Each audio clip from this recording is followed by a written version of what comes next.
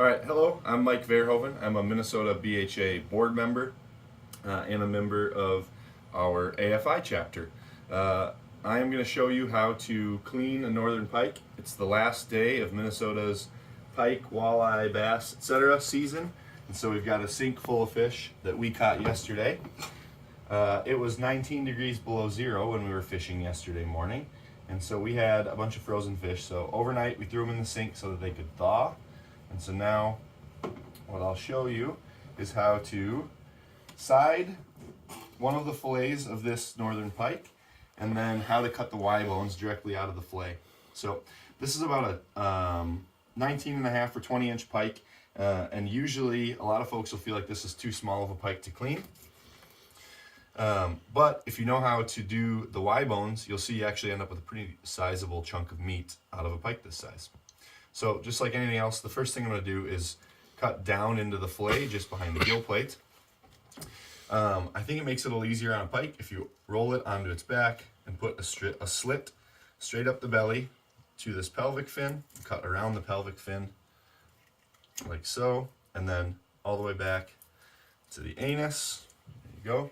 And then what I'm going to do is side this fish just like any fish that you'd side, leaving the rib bones in the fillet. So I'm keeping steady pressure down on the fillet because I want to keep that knife tight against the backbone. All right, and get back to where this dorsal fin is, and here the rib bones end. And so once you're here, basically just above the anus, you'll feel you won't be cutting rib bones anymore. Okay, cool. So from there, we have a fillet cut free from the fish. I'm going to slide this into position. So I like to keep it attached here because you can use the fish skin to hold that fillet when you're skinning it. But before I skin the fillet, I'm going to take the ribs out and cut out the Y bone. So right here, I'm going to cut in just above those ribs. I can get started here. And I'm making a cut, trying to keep the knife sort of cutting or floating high in the fillet so that I can maximize the amount of meat that I leave from now just below the ribs. So you can see what I'm doing is as soon as that knife starts cutting, I'm rolling the knife so that the cutting edge is trying to cut into the back of those ribs, in hopes, and I don't always succeed in this, in hopes that I'll save a whole bunch of meat that is just on the outside of the rib cage where the fish is sitting. So I'm trying to make sure that all of this meat on the outside of the rib cage is intact on the fillet when I'm done. So keep gently cutting like that. And on pike, you'll see that because we did that belly slit, the ribs do not continue all the way down the fillet. So you just got to cut out the bones, and you can always feel the bones. If you drag your knife tip backwards on the rib cage, you can feel it ticking along there. So the next thing we need to do is get those Y bones out, and if I take some of this slime off of the fillet, you'll actually be able to see the tips of the Y bones. And so where we cut the ribs right here, just above, so just on the top side of the fish right here, there is a small little row of white dots, and if I drag my knife, you can see it kind of hanging up on each of those. That's the Y bones. So the way that those are in this fillet is that there's basically the Y part of it is this is one arm of the Y, and right where the ribs just came out from, I can actually see it really nicely, is the other white tip of that Y. So here's one row. Here's the second row. They're about, on this fish, about maybe a 3/4 of a centimeter apart.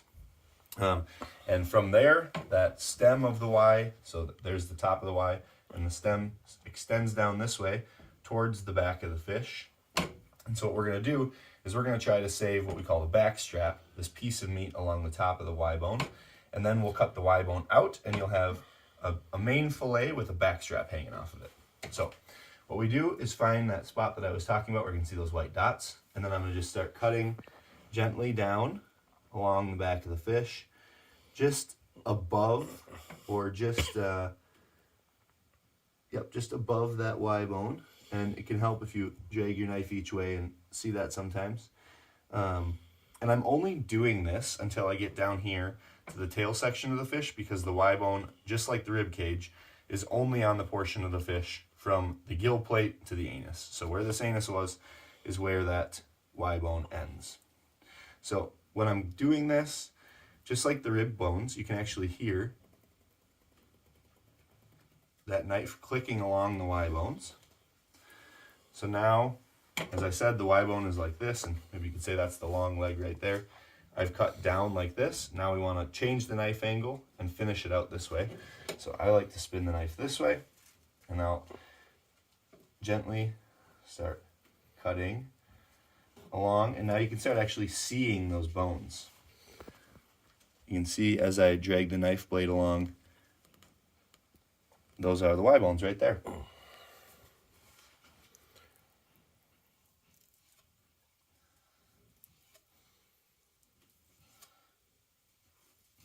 Alright, so now I've cleaned the whole back strap off of the Y bone. That's this piece of meat here. The next thing that I want to do is get the Y bones out of the fillet. And so I'm going to go to the other side of the top of that Y, and I'm just going to cut into the fillet. And now, just like I said with the rib cage, what you're trying to do is float the knife high in the fillet so that you can keep all the meat that's below this Y bone. So you can see the knife coming through that fillet, and if you do it right, you'll lose very little meat cutting this Y bone out. And we won't try to save the meat that's in between those two Ys. So what we'll end up with is a piece of waste from this fillet. I'll get this last bit right here. A piece of waste from this fillet. That's pretty small, really. And if you looked at it from the end, so if I cut through it, you'd be looking at the Y bone, in the sense that there is the bottom of the Y and each split in the Y. So I've got the back strap cut free, we got the Y bone removed, got the ribs out. The last thing that's left is to skin this fillet. So from here, just like any other white fish or fish that you skin, just keep that nice pressure down on your knife, and you'll end up with really a pretty nice fillet off of that 20-inch pike.